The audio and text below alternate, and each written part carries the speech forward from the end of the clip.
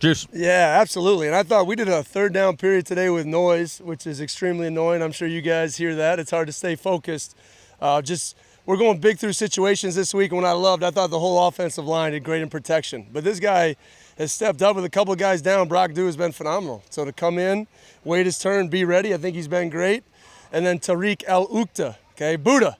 He had a great first scrimmage, and he's really pushing to get into that two deep, and that's exactly where we want him to be in year two. You said on Saturday that you have to play a certain way to be successful, and you cited toughness as kind of being that way. What are the X's and O's part of that answer, though? Ooh, that's good. I still think the X's and O's are adaptable. I really do, and I think you saw that a little bit on Saturday. We didn't take as many deep shots on offense. We got the ball out quick. We were in good run-pass situations. I think we still got to be adaptable on our X's and O's depending on who's out there. And defensively, I just think we keep going through some highs and some lows, and we just got to be more consistent. So we're still going to attack. We're still going to be bend but don't break. We still got to be takeaway focused. But at the end of the day, we'll kind of do whatever's best in those situations.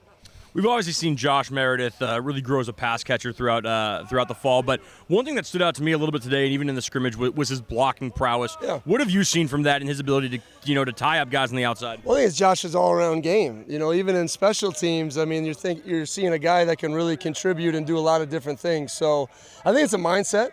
I think when your mindset changes, you go out there and you play more physical in each and everything that you do.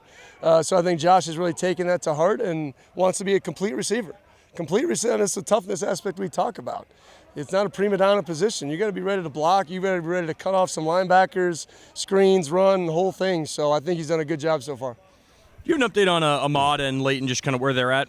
I think both of them, hopefully by the end of the week, we get them back into Indies, and then hopefully sometime next week, both of them, we see them out there ready to go. Coach, obviously there's some injuries. We saw Christian Hilborn out there, but I'm just wondering what the balance is for you and for the coaches, what the message is when you're talking to players who are working to move up a team, work from second to first, work from third to second, the balance for them between pushing themselves too hard through what could be an injury to try and prove something and being able to recognize when they are injured and kind of let it heal first. Well, first off, if you're out here thinking you're going to get injured, it's over.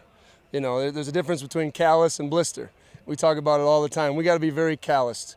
But the biggest thing that I do is I tell them why exactly we do everything.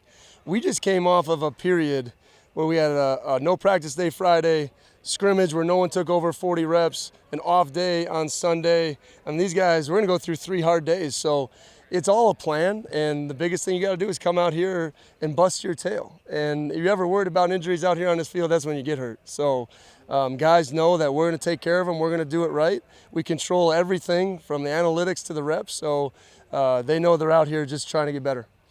I know we lead up with the juice every day, but I'm curious kind of what you've seen that do for the guys and kind of emotionally, how does that kind of get them going?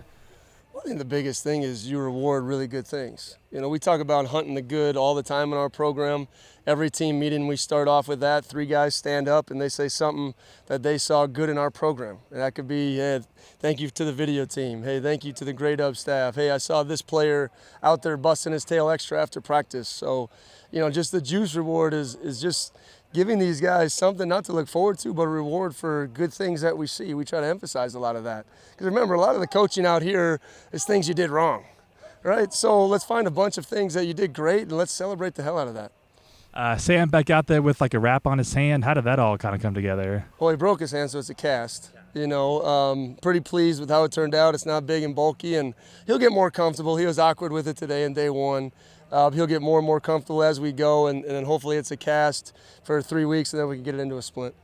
And then I'm curious about Zion, kind of been in and out of the lineup as far as getting out there to practice. Well, it's been an AC joint, and how do you go full contact with it? So we're getting him ready. He should be ready for the scrimmage on Saturday. That's when we're trying to build up.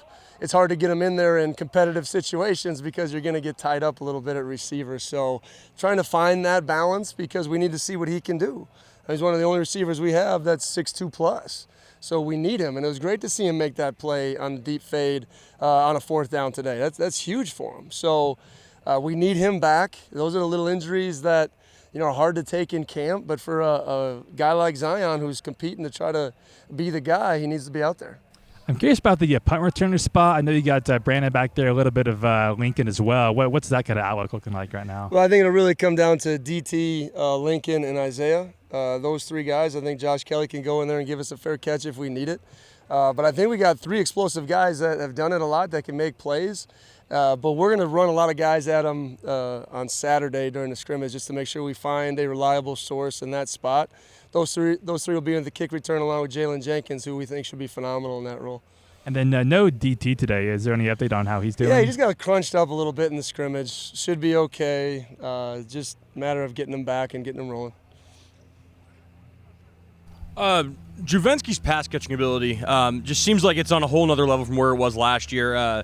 Did he work a little bit with Coach Ottawai on that over the summer and kind of really refining his pass catching in his hands? Well, I think to play in this offense, you got to be a complete back, and he realized that. And I don't think he did a lot of that in high school. It was give Javinski the ball and watch him run, right?